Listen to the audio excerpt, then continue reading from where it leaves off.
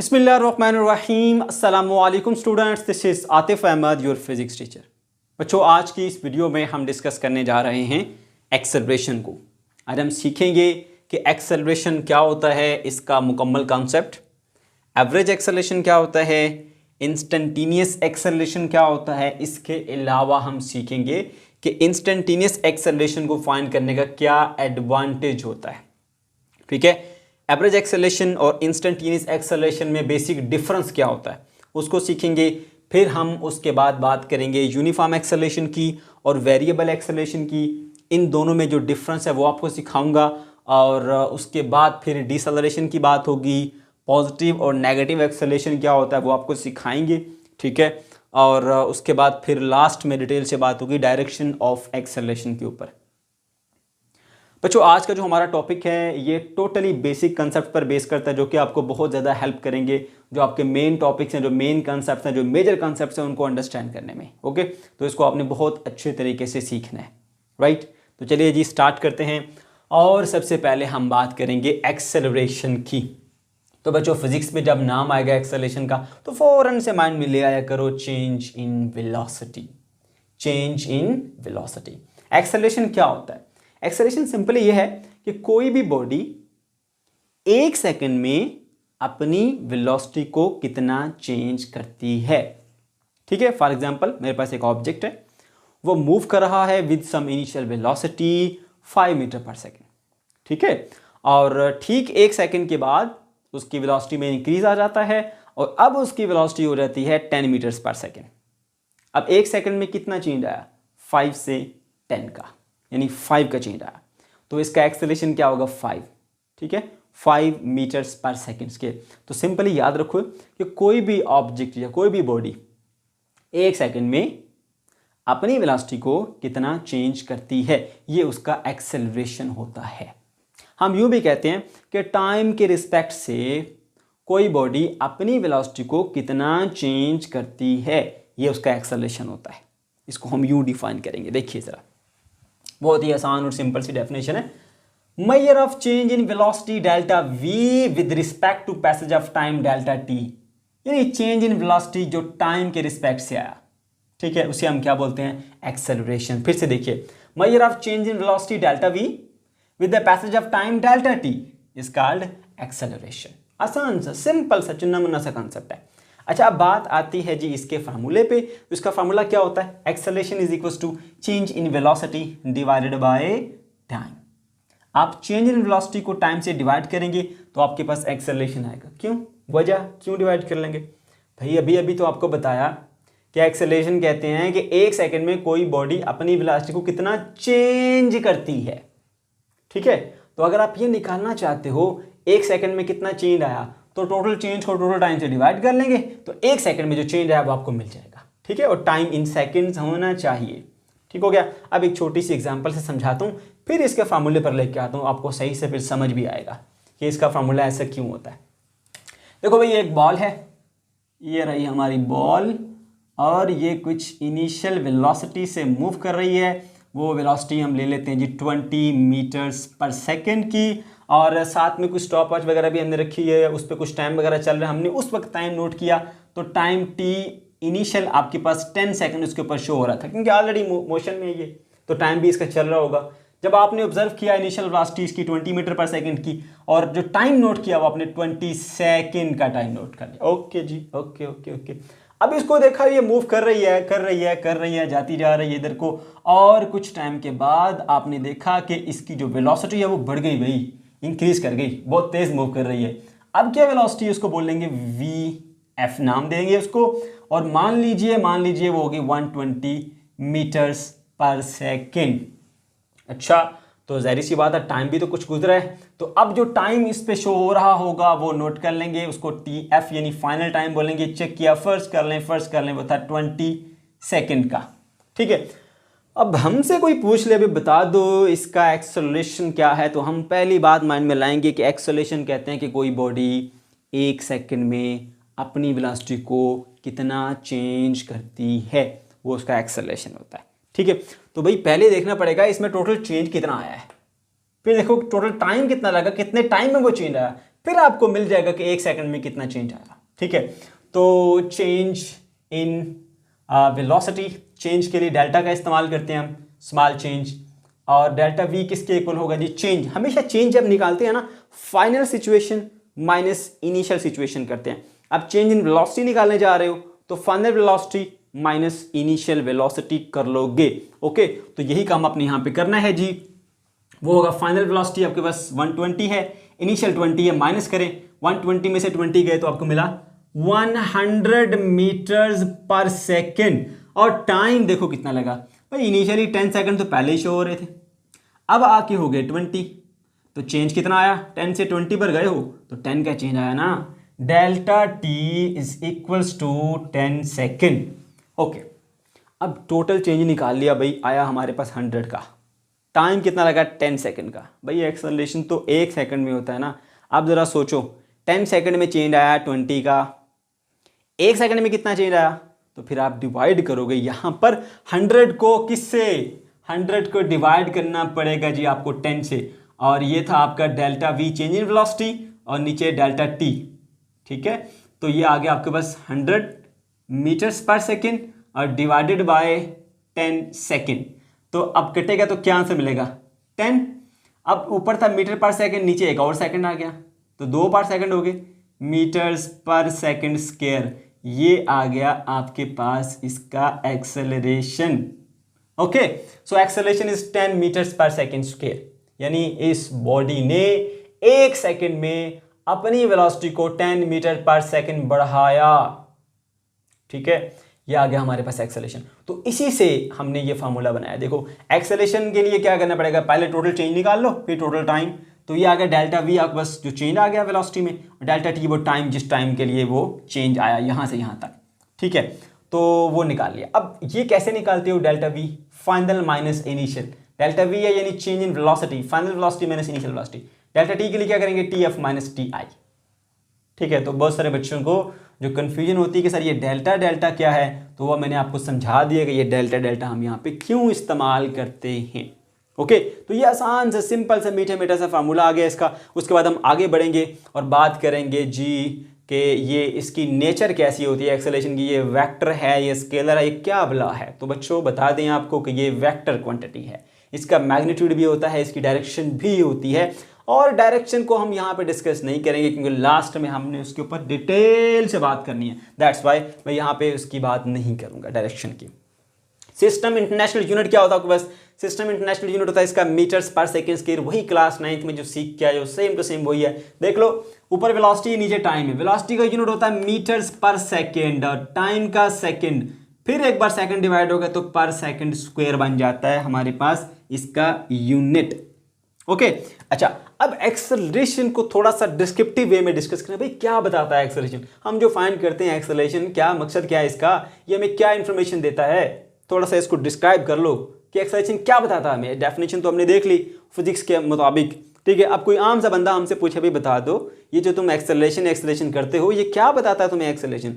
तो उसको आप ये बताएंगे कि एक्सेलरेशन हमें ये बताता है कि कोई भी आपके पास जो ऑब्जेक्ट है या कोई भी बॉडी है वो कितना तेजी से अपनी वेलोसिटी को चेंज करती है। Acceleration is the measure of how rapidly the body velocity is changing. How rapidly the bodies velocity is changing, body की वेलोसिटी कितना तेजी से चेंज करती है। अगर एक्सेलरेशन की वैल्यू मिले हमें कम तो मतलब बॉडी अपनी वेलोसिटी को धीरे धीरे आराम आराम से सुकून से चेंज कर रही है। अगर एक्सेलरेशन की वैल्यू मिले आपको ज्यादा तो मतलब कि बॉडी जो है वो एकदम अपनी वेलोसिटी को बढ़ा रही है या कम कर रही है। समझ गए? तो बता दोगे ना कि डिस्क्रिप्टिव वे में एक्सेलरेशन क्या है? ये है कि कोई भी बॉडी अपनी वेलोसिटी को कितना तेजी से चेंज करती है। ठीक है, ये होता है उसका एक्सेलरेशन। यहां पर हुआ एक्सेलरेशन का कॉन्सेप्ट मुकम्मल और इसकी डायरेक्शन को हमने क्योंकि लास्ट में डिस्कस करना है वो भी रहता है, बाकी चीजें होगी पूरी। अब बात कर लेते हैं जी एवरेज एक्सेलरेशन क्या होता है और इंस्टेंटेनियस एक्सेलरेशन क्या होता है। एवरेज एक्सेलरेशन बहुत आसान, बहुत सिंपल बच्चों, कोई मुश्किल चीज नहीं है। एवरेज एक्सेलरेशन निकाले ना तो भाई टोटल चेंज निकाल लो वेलोसिटी में कितना आया और टोटल टाइम नोट कर लो कितने टाइम में ये चेंज आया। तो टोटल जो चेंज है उसको टोटल टाइम से डिवाइड कर लो, आपको मिल जाएगा एवरेज एक्सेलरेशन। तो बहुत ही आसान सिंपल सा कॉन्सेप्ट है, यूँ डिफाइन करेंगे इसको, total change in velocity divided by total time is called, हमारे पास क्या कहता है, average acceleration. Total change in velocity divided by total time क्या होगा, एवरेज एक्सेलरेशन। इसको हम साथ में छोटा सा ए और वी लिख के, ए एक्सेलरेशन को रिप्रेजेंट कर रहे हैं, ए वी रिप्रेजेंट कर रहे हैं एवरेज को, यूं भी लिखते हैं इसको, ठीक है। अब वेलोसिटी हमारे पास क्योंकि एक वेक्टर क्वांटिटी है उस पर एरो लगा दो, और टाइम एक स्केलर है उस पर एरो नहीं लगाना, ओके। तो ये आ गया इसका फार्मूला। उसके बाद बात कर लेते हैं जी इंस्टेंटेनियस एक्सेलरेशन। इंस्टेंटेनियस एक्सेलरेशन क्या होता है, बहुत ही आसान और सिंपल सा कॉन्सेप्ट है बच्चों, ये भी ध्यान से सुनना। जो इंस्टेंटेनियस लफ्ज़ है ना बच्चों, वो बना है इंस्टेंट से। इंस्टेंट कहते हैं हमारे पास very short interval of time, लम्हा, छोटा सा इंस्टेंट मतलब लम्हा, ठीक है। तो इंस्टेंटेनियस एक्सेलरेशन क्या है, इंस्टेंटेनियस एक्सेलरेशन कहते हैं very short interval of time के अंदर रहते हुए वेलोसिटी में चेंज को मालूम करना, ठीक है। अब एवरेज की तरह यहाँ पे नहीं है, एवरेज में भाई पूरे का पूरा चेंज ले लो, पूरे का पूरा टाइम ले लो, पूरे के पूरे चेंज इन वेलोसिटी को सारे टाइम से डिवाइड करते हैं, टोटल टाइम से, जितने टाइम में वो आया तो आपको मिलता है, वो एवरेज एक्सेलरेशन होता है।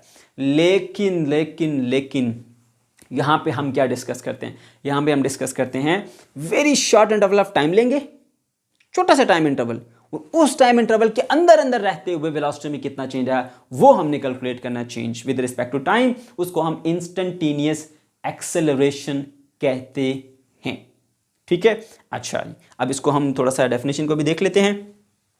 Acceleration at a particular instant of time is called instantaneous acceleration. एक बॉडी मूव कर रही है, एक पॉइंट से दूसरे पॉइंट तक वो जा रही है, ठीक है। एक पॉइंट से दूसरे पॉइंट तक जाते हुए उसके एक्सेलरेशन यानी उसकी वेलोसिटी में जो चेंज आ रहा है वो आपने कोई भी एक इंस्टेंट पे चेक कर लेना, यानी पूरा पूरा नहीं, पूरा पूरा तो एवरेज हो जाएगा। उसकी मोशन के दौरान जो आपको टाइम मिला 10 सेकंड का, 20 सेकंड का, जैसे यहाँ पर थी, यहाँ से यहाँ पहुँचते हुए 10 सेकंड लगे, इन 10 सेकंड के दौरान किसी भी एक इंस्टेंट पे छोटा सा आप टाइम इंटरवल ले लो और उस टाइम इंटरवल के अंदर रहते हुए चेक करो कि इसकी वेलोसिटी में कितना चेंज आया। इसीलिए कहा जाता है acceleration at a particular instant, किसी भी एक इंस्टेंट के ऊपर जो एक्सेलरेशन चेक करते हो, ना कि पूरा एक्सेलरेशन। ड्यूरिंग इट्स मोशन, एक पॉइंट से दूसरे पॉइंट तक वो मूव कर रहा है, ड्यूरिंग इट्स मोशन आप किसी भी एक पॉइंट पे चेक कर लेते हो कि अब इसका एक्सेलरेशन कितना है, फिर किसी एक इंस्टेंट पे चेक किया अब एक्सेलरेशन कितना है, फिर चेक किया अब एक्सेलरेशन कितना है, वो होता है हमारा इंस्टेंटेनियस एक्सेलरेशन। अब बात ये आती है कि भाई हम इसको कैलकुलेट कैसे करेंगे, ठीक है। तो उसके लिए मैंने यहाँ पर पॉइंट लिखा है, the value of instantaneous acceleration is obtained. आपको इंस्टेंटेनियस एक्सेलरेशन की वैल्यू मिल जाएगी, कैसे मिलेगी, if the change in velocity delta v is measured in small interval delta t. अगर आप चेंज इन वेलोसिटी को very small interval of time delta t के अंदर मेजर करेंगे, such that the time is so small that its approach is to zero, और मजीद वजाहत कर दी कि ये जो शॉर्ट इंटरवल डेल्टा टी है ये इतना छोटा होना चाहिए कि ये जीरो तो इक्वल नहीं लेकिन जीरो के करीब करीब होना चाहिए, approach is to zero, zero के करीब करीब होना चाहिए, ठीक है। तो आपको मिल जाएगा क्या, इंस्टेंटेनियस एक्सेलरेशन। तो बच्चों कुछ भी नहीं है, एवरेज में क्या करते थे, टोटल चेंज को टोटल टाइम से डिवाइड करते थे। इसमें वो कहता भाई पूरे टाइम की बात नहीं करेंगे, इस पूरे टाइम में से कोई भी छोटा सा, कहीं से भी एक छोटा सा क्लिप ले लो, छोटा सा पार्ट ले लो, टाइम इंटरवल छोटा सा ले लो, उस टाइम इंटरवल के अंदर रहते रहते वेलोसिटी में कितना चेंज आया, वो होता है हमारे पास इंस्टेंटेनियस एक्सेलरेशन। बात समझ गए बच्चों, ओके जी। तो अब यहाँ पे मजीद उसकी वजाहत की गई है कि भाई डेल्टा टी बहुत छोटा होगा, इतना छोटा होगा कि उसकी वैल्यू जीरो तो नहीं बट जीरो को अप्रोच करती है, ठीक है। अब लास्ट में एक और पॉइंट डिस्कस कर लेते हैं, ज़रा ध्यान से सुन लीजिएगा। क्या एडवांटेज है इंस्टेंटेनियस एक्सेलरेशन को फाइंड करने का ओवर द एवरेज एक्सेलरेशन? भाई एवरेज एक्सेलरेशन जो है वो आपको मोशन की डिटेल प्रोवाइड नहीं करता, जैसे मैंने पहले प्रीवियस टॉपिक में बताया था कि जो एवरेज वेलोसिटी होती है वो मोशन की पूरी डिटेल प्रोवाइड नहीं करती, हम इंस्टेंटेनियस वेलोसिटी का सहारा लेते हैं। ऐसे ही एवरेज एक्सेलरेशन भी मोशन की पूरी डिटेल नहीं बताता, उसके लिए अगर आप पूरी डिटेल जानना चाहते हो उसको मोशन की तो फिर आपको इंस्टेंटेनियस एक्सेलरेशन की ज़रूरत पड़ेगी, ठीक है। अच्छा जी, कैसे मैं बताता हूँ। कोई एक बॉडी है, वो एक पॉइंट से लेकर दूसरे पॉइंट तक गई है, उसका जो एवरेज एक्सेलरेशन है वो है 10 मीटर्स पर सेकेंड स्क्वायर, ठीक है। इसका मतलब ये होता है कि यहाँ से यहाँ तक ड्यूरिंग इट्स मोशन हर सेकंड के बाद इसकी वेलोसिटी 10 मीटर पर सेकंड बढ़ी है, 10 मीटर पर सेकंड बढ़ी, 10 मीटर पर सेकंड बढ़ी हर सेकंड के बाद। ठीक है, अच्छा, लेकिन यहाँ पे जो एक पॉइंट से दूसरे पॉइंट तक वो बॉडी गई है, ठीक है, हो सकता है उसमें कोई ऐसा सेकंड हो जिसमें उसने अपनी वेलोसिटी को ज़्यादा बढ़ा दिया हो, 10 की बजाय 15 बढ़ा दिया हो सकता है उसमें कुछ सेकंड ऐसा भी आया हो कि जहाँ पे उसने अपनी जो वेलोसिटी है बजाय 10 इंक्रीज़ करने के उसने 5 इंक्रीज़ की हो। ठीक है, ये भी तो हो सकता है ना, 2 पॉसिबिलिटीज़, लेकिन एवरेज में तो आपको वैल्यू सेम मिलेगी। लेकिन एवरेज वेलोसिटी आपको ये डिटेल्स प्रोवाइड नहीं करेगी कि कहीं पर एक्सेलरेशन की मिकदार जो है वो ज़्यादा भी हुई है, कहीं पर एक्सेलरेशन कम भी था, कम या ज़्यादा के बारे में वो कुछ नहीं बताएगा, वो आपको एक एवरेज वैल्यू दे देगा। ठीक है, अगर आप ये जानना चाहते हो कि ड्यूरिंग इट्स मोशन कहीं पे एक्सेलरेशन ज़्यादा तो नहीं हुआ, कहीं पे एक्सेलरेशन बहुत कम तो नहीं हुआ, तो फिर आपको इंस्टेंटेनियस एक्सेलरेशन चाहिए होगा। वो मुख्तलिफ इंस्टेंट के ऊपर जाके आप चेक करते हो, फिर आपको पता लगता है कि इस इंस्टेंट पे एक्सेलरेशन तो बढ़ गया था, वो तो 15 मीटर पर सेकंड हो गया था, इस एक्सेलरेशन इस पॉइंट पर तो एक्सेलरेशन कम हो गया था, वो तो 5 मीटर पर सेकंड स्क्वायर हो गया था। तो सिंपल सी बात है कि एवरेज एक्सेलरेशन मोशन की कंप्लीट डिटेल प्रोवाइड नहीं करता, आपको चाहिए होगा इंस्टेंटेनियस एक्सेलरेशन अगर आप उसकी मोर डिटेल जानना चाहते हो मोशन की। ओके बच्चों, चलिए आगे बढ़ते हैं। अब हमने बात करनी है यूनिफॉर्म एक्सेलरेशन की। ज़रा गौर कीजिएगा, यूनिफॉर्म लफ्ज़ पे गौर कीजिए। यूनी का मतलब होता है वन, फॉर्म का मतलब होता है शक्ल, यूनिफॉर्म का मतलब होता है एक जैसा होना। क्यों? क्योंकि देखो आपके सबके जो स्कूल के ड्रेसेस हैं उनको हम यूनिफॉर्म कहते हैं, क्यों? सबके एक जैसे हैं, इसी वजह से यूनिफॉर्म कहते हैं। ठीक है ना, अच्छा जी, तो यूनिफॉर्म लफ्ज़ का मतलब होता है एक जैसा। यूनिफॉर्म एक्सेलरेशन का मतलब एक जैसा एक्सेलरेशन, यानी कि वेलोसिटी में एक जैसा चेंज। तो हम कहेंगे कि अगर कोई बॉडी टाइम के इक्वल इंटरवल में अपनी वेलोसिटी को इक्वली चेंज करती है, एक सेकंड में उसने इंक्रीज़ किया 10 मीटर पर सेकंड, अगले सेकंड में फिर इंक्रीज़ किया 10 मीटर पर सेकंड, अगले सेकंड में फिर इंक्रीज़ किया 10 मीटर पर सेकंड, तो अब ये टाइम के इक्वल इंटरवल्स में ये बॉडी अपनी वेलोसिटी को इक्वली चेंज कर रही है। बात समझ गए हो? तो अगर कोई बॉडी इक्वल टाइम इंटरवल में रहते हुए अपनी वेलोसिटी में इक्वल चेंज लेकर आए तो हम कहेंगे कि इसमें जो चेंज आ रहा है वो एक जैसा है, यानी यूनिफॉर्म चेंज है।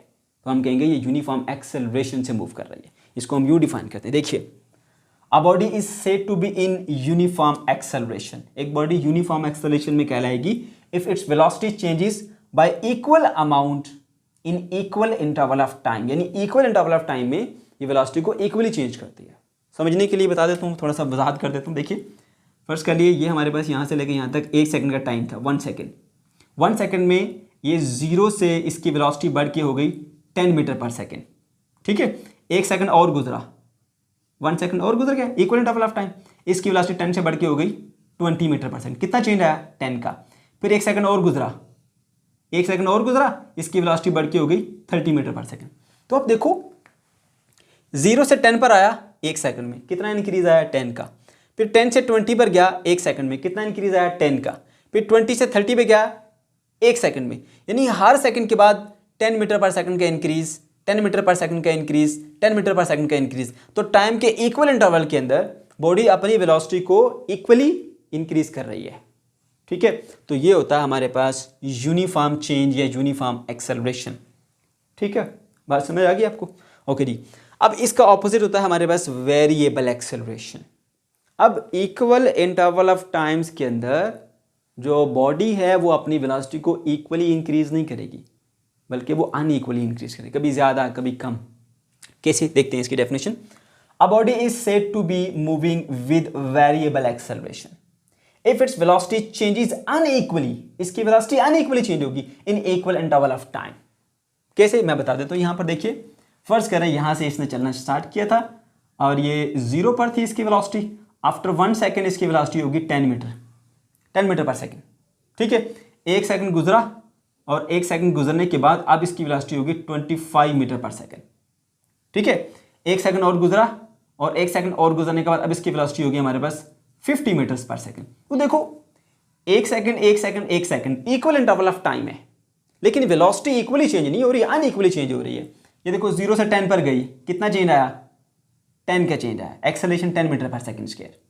ये देखिए अब यहाँ 10 से 25 पर गई 1 सेकंड में, तो 10 से 25 पर जाना मतलब 15 का चेंज आया, तो एक्सेलरेशन चेंज हो गया।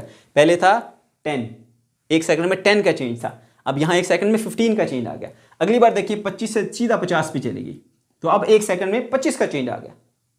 तो देख सकते हैं आप कि ये इक्वल इंटरवल ऑफ टाइम के अंदर वेलोसिटी अनइक्वली चेंज हो रही है। समझ गए? यहां पे 10 का चेंज आया, 15 का चेंज आया, 25 का चेंज आया। तो ऐसे जो ये एक्सेलरेशन प्रोड्यूस हो रहा है, चेंज तो आ रहा है वेलोसिटी में, इसको बोलते हैं हम नॉन यूनिफॉर्म या वेरिएबल एक्सेलरेशन। कि वेलोसिटी जो है वो इक्वल इंटरवल ऑफ टाइम के अंदर अनइक्वली चेंज होती है। ठीक है, उम्मीद है आपको ये कंसेप्ट समझ में आ गया होगा। ठीक हो गया? अच्छा जी, अब हम बात कर लेते हैं जी डिसेलरेशन की, और साथ ही बात करेंगे पॉजिटिव एक्सेलरेशन और नेगेटिव एक्सेलरेशन की। तो मैं दोनों को इकट्ठा लेके जाता हूँ क्योंकि ये कंसेप्ट इसके अंदर भी आ जाता है टाइम सेव करने के लिए। देखो बच्चों, एक्सेलरेशन मैंने शुरू में पहली बात आपसे ये की थी भाई, जब एक्सेलरेशन का नाम आए ना फौरन से माइंड में लेकर आया करो चेंज इन वेलोसिटी।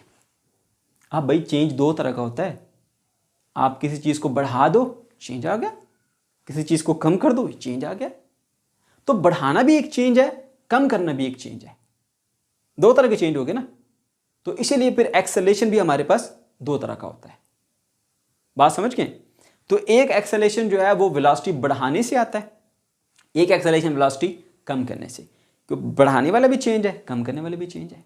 तो ऐसा एक्सेलरेशन जो किसी ऑब्जेक्ट की वेलोसिटी को बढ़ाने से मिलता है वो पॉजिटिव एक्सेलरेशन होगा, और ऐसा एक्सेलरेशन जो किसी ऑब्जेक्ट की वेलोसिटी को कम करने से मिले उसको हम क्या बोलते हैं? नेगेटिव एक्सेलरेशन, या उसको डी एक्सेलरेशन भी कहते हैं, डिसेलरेशन भी कहते हैं। बात समझ गए? एक पॉजिटिव एक्सेलरेशन, एक नेगेटिव एक्सेलरेशन। जो बढ़ाने वाला चेंज है, ठीक है, किसी ऑब्जेक्ट की वेलोसिटी को बढ़ा के आप चेंज लेके आ रहे हो, ये एक्सेलरेशन जो होगा पॉजिटिव एक्सेलरेशन माना जाएगा। किसी ऑब्जेक्ट की वेलोसिटी को कम कर रहे हो, स्लो डाउन कर रहे हो उसको, तो ये जो एक्सेलरेशन होगा आपका नेगेटिव एक्सेलरेशन होगा, जिसको हम रिटार्डेशन भी कहते हैं, उसको डिसेलरेशन भी कहते हैं। अब एक एग्जांपल देता हूँ। एक ऑब्जेक्ट है, मूव करता हुआ जा रहा है, ठीक है, उसको रोड के ऊपर जैसी रोड मिली खुली, आगे कोई चीज़ नहीं थी, उसने अपनी जो वेलोसिटी है उसको बढ़ा दिया। अब वो वेलोसिटी को बढ़ा रहा है, बढ़ाना एक चेंज है, और ये हमारे पास पॉजिटिव चेंज है, इसको हम पॉजिटिव एक्सेलरेशन मानेंगे। फिर उसने आगे देखा स्पीड ब्रेकर आ गया, उसको गाड़ी स्लो करना पड़ी, ठीक है, अपनी वेलोसिटी को कम करना पड़ा। जब वो अपनी वेलोसिटी को कम करेगा तो ये भी एक चेंज है, अगेन एक्सेलरेशन, लेकिन ये हमारे पास जो है वो कम होने से आया, वेलोसिटी की कमी से आया, इसको हम नेगेटिव लेते हैं, ये नेगेटिव एक्सेलरेशन है। तो स्पीड वेलोसिटी को बढ़ाना पॉजिटिव एक्सेलरेशन, उसको कम करना स्लो डाउन करना नेगेटिव एक्सेलरेशन में आएगा। उम्मीद आपको ये कंसेप्ट समझ में आ गया होगा। ठीक है, और ये जो नेगेटिव एक्सेलरेशन है ना, इसी को हम डिसेलरेशन भी कहते हैं। इसको यूं डिफाइन करेंगे, deceleration whenever the magnitude of the velocity is decreasing then the acceleration is called deceleration or retardation. किसी भी ऑब्जेक्ट की जो वेलोसिटी है वो क्या हो रही है, वो कम हो रही है। ठीक है, तो ये जो चेंज है इस चेंज को हम डिसेलरेशन कहते हैं। समझ गए? ओके जी। अब पॉजिटिव और नेगेटिव एक्सेलरेशन जो मैं आपको बता चुका हूं, फिर भी पढ़ लेते हैं इसको एक बार। If the velocity of the object increases acceleration will be positive. किसी भी ऑब्जेक्ट की वेलोसिटी में अगर इंक्रीज आ रहा है उसमें जो एक्सेलरेशन आएगा वो एक्सेलरेशन पॉजिटिव एक्सेलरेशन होगा। और नेगेटिव एक्सेलरेशन कौन सा होगा? If the velocity of the object decreases the acceleration will B negative. Acceleration आपके पास नेगेटिव होगा। ये बातें याद रखो, ये बहुत अहम बातें हैं। अब हम आ जाते हैं जी इसकी डायरेक्शन के ऊपर, और बहुत सारे बच्चों को कन्फ्यूजन होती है इसकी डायरेक्शन के ऊपर। तो ध्यान से सुनना, आज आपको बिल्कुल बेसिक लेवल पे जाके डीप जाके इस पॉइंट को समझाऊंगा, ताकि किसी किस्म की कोई कन्फ्यूजन बाकी ना रहे। एक ही बार अच्छे से दिल लगा के इसको सीख लो, ताकि बार बार आपको फिर ये प्रॉब्लम ना करे। ठीक है, डायरेक्शन ऑफ एक्सेलरेशन।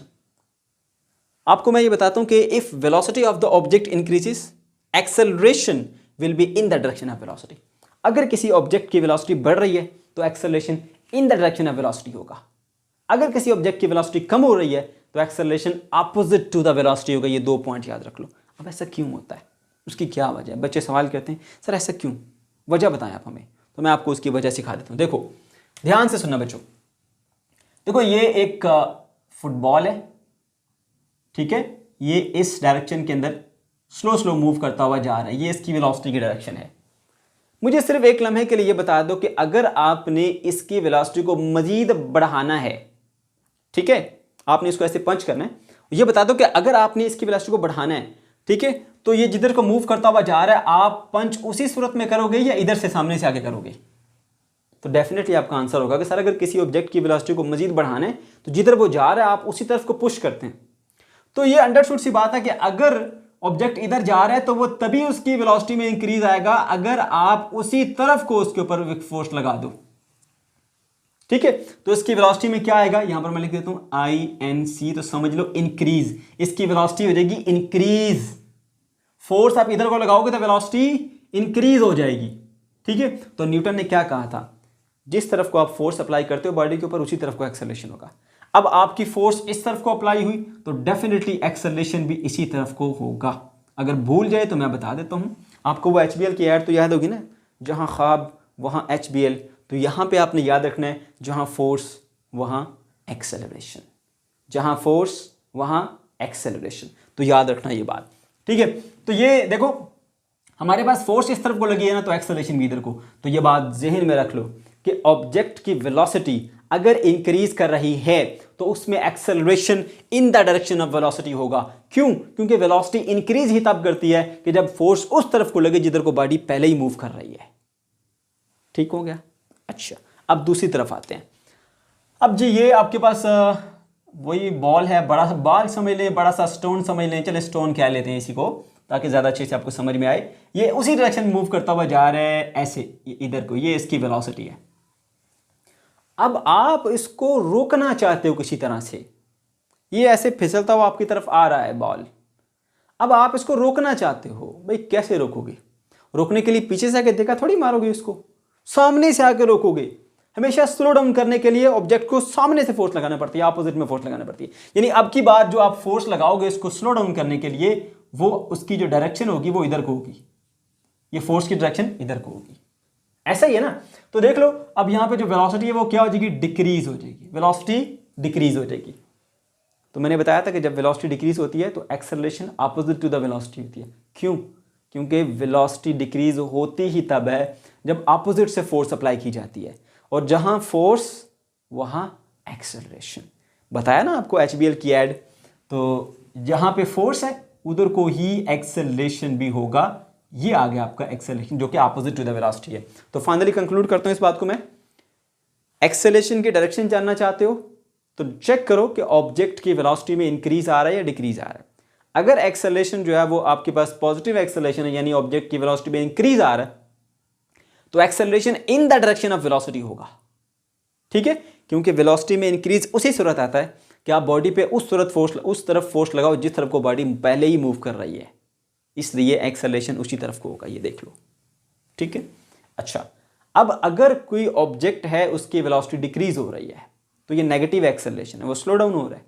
तो वेलोसिटी डिक्रीज होती ही तब है जब आप वेलोसिटी के अपोजिट में आके फोर्स लगाते हो। तो जहां फोर्स वहां एक्सेलरेशन, इसलिए हमारा एक्सेलरेशन भी फोर्स की डायरेक्शन में होगा। तो देख लो, फोर्स इधर थी, एक्सेलरेशन उधर, फोर्स उधर थी, एक्सेलरेशन उधर। स्पीड अप करना है तो वेलोसिटी की डायरेक्शन में फोर्स लगानी पड़ती है, स्लो डाउन करना है तो वेलोसिटी से ऑपोजिट फोर्स लगानी पड़ती है। इस वजह से हम कहते हैं, हम एक पॉइंट याद रख लो बस कि भाई जिधर को बॉडी मूव कर रही है उधर को एक्सेलरेशन होगा अगर वेलोसिटी इंक्रीज कर रही है, acceleration opposite to the velocity होगा अगर वेलोसिटी डिक्रीज कर रही है। तो यहां पर मैंने यही पॉइंट लिखे हैं। इसके अलावा एक MCQs में एक पॉइंट पूछा जाता है, स्पेस थी, मैंने यहां पर लिख दिया कि आपके पास जो इंस्टेंटेनियस एक्सेलरेशन है और एवरेज एक्सेलरेशन है वो दोनों कब इक्वल होते हैं, अगर बॉडी जो है वो उसकी जो यूनिफॉर्म एक्सेलरेशन है उसके साथ मूव कर रही है। अगर कोई बॉडी यूनिफॉर्म एक्सेलरेशन के साथ मूव करती हुई जा रही है तो फिर क्या होता है, उसके अंदर जो इंस्टेंटेनियस एक्सेलरेशन होता है और एवरेज एक्सेलरेशन दोनों इक्वल होते हैं। यूनिफॉर्म एक्सेलरेशन मतलब एक जैसा एक्सेलरेशन, पहले पॉइंट से लेकर आखिरी पॉइंट तक वो चेंज ही नहीं कर रही है एक्सेलरेशन को। तो फिर जिस पॉइंट पे मर्जी आप चेक कर लो, आपको वही चीज़ मिलेगी। अगर उसमें वेरिएशन ही नहीं आ रही, उसमें चेंजिंग ही नहीं आ रही, तो आपको वही चीज़ मिलेगी फिर। ठीक है बच्चों, तो उम्मीद है आपको ये डायरेक्शन का कंसेप्ट जो है वो समझ में आ गया होगा। ये था हमारा आज का लेक्चर। अगर आपको कोई कन्फ्यूजन है या किसी किस्म का कोई प्रॉब्लम है तो कमेंट सेक्शन के अंदर आके आप ज़रूर पूछ सकते हैं। अल्लाह हाफिज़।